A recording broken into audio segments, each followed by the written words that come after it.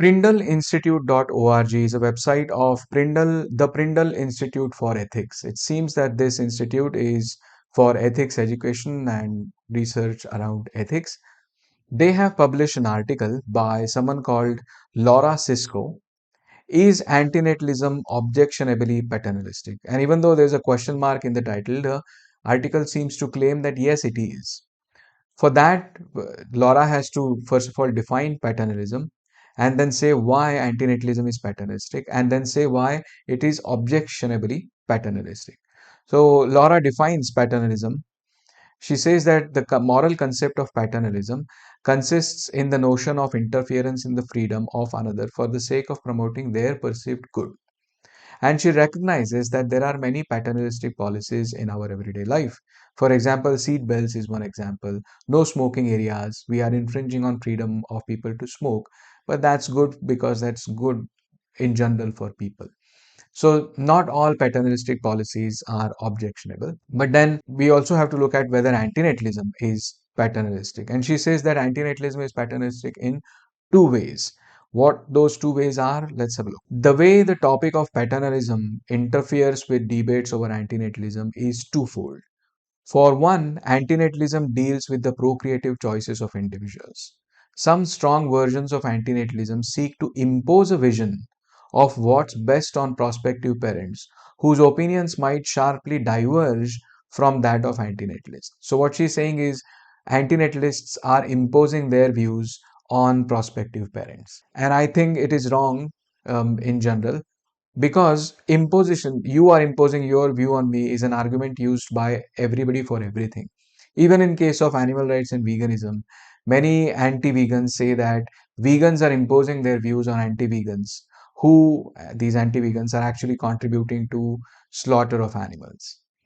I don't think antinatalists are imposing their view. What they're doing is they are exposing the antinatalist arguments to everybody in the hope that people understand the severity of the suffering that is going on. She doesn't develop this argument any further, so we can move on from this. She says that, secondly, antinatalist stances are paternalistic in that they seek to decide what's best for the future, that is, their non existence. And this is true. We are paternalistic, we in the sense, antinatalists are paternalistic in to an extent for potential future beings. But she also recognizes that parents who have children have to take paternalistic decisions on behalf of their children. For example, what school their child is going to go, what religion their child is going to be brought up, what food and medicine and all that. So both sides, on the pronatalist side and antinatalist side, there is some paternalistic attitudes going on.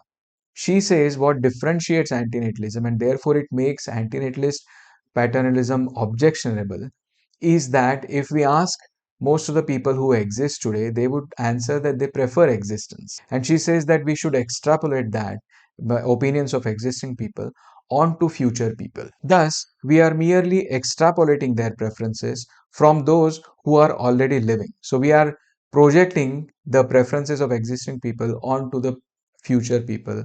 Basically, we are saying that if future people come into existence, they would also prefer existence. And therefore, it is objectionable not to bring them into existence. I don't see how we can do that. The future people, if they come into existence, will prefer existence. But right now, as things stand, they have no preferences at all. So if they don't have any preferences because they don't exist, their preferences cannot be frustrated. Preferences can only be frustrated once they are developed. She also says that antinatalism runs the risk of being objectionably paternalistic insofar as it contradicts the strongly held desires of future people. This is play of words. Future people don't exist. Therefore, they don't have any desires, let alone strongly held desires. And therefore, we don't have any reason to respect those non existing desires. That doesn't even make any sense. So, I don't understand why it is objectionably paternalistic and therefore not good. Interestingly, on the same PrindleInstitute.org, another article just 2 days after that, Laura Sisko's article was published by Benjamin Rossi. If antinatalism is objectionably paternalistic, then so is family planning. And Benjamin here deliberately takes the example of a Catholic couple who is doing family planning through rhythm method, not using any contraceptives, and is having children as per their plans. He says that by doing this, they are preventing some beings from coming into existence. And he says that as conservative as Catholic couple is or can be, we end up with this contradiction that they are also being objectionably paternalistic towards future beings. This is, I think, a version of non-identity problem. You can construct a non-identity problem where most people would definitely say that bringing that particular child is not good, and you should not bring that child. You can take examples of genetic problems or health problems or financial troubles or suffering in general or whatever thought experiment scenario you can build. And you can come to a conclusion that not bringing that child into existence would be good for that child. That is non-identity problem. And he is taking help of that problem to say that once you accept that the paternalism of antinatalism is objectionable, you run into this problem, then you can't say in any circumstance avoiding bringing children into existence would be good. You can't say that. You have to bring as many children as possible, is what he's essentially saying. Then he says that then we need to redefine what is objectionably paternalistic. Paternalism is okay, but is it objectionable? Is it morally wrong? And to that, he quite rightly points out what I earlier said. He says that Cisco must establish that future people have a right to exist and not just that they very likely would want to exist. What that means is the right to exist has to be grounded in the interests of future people or preferences of future people.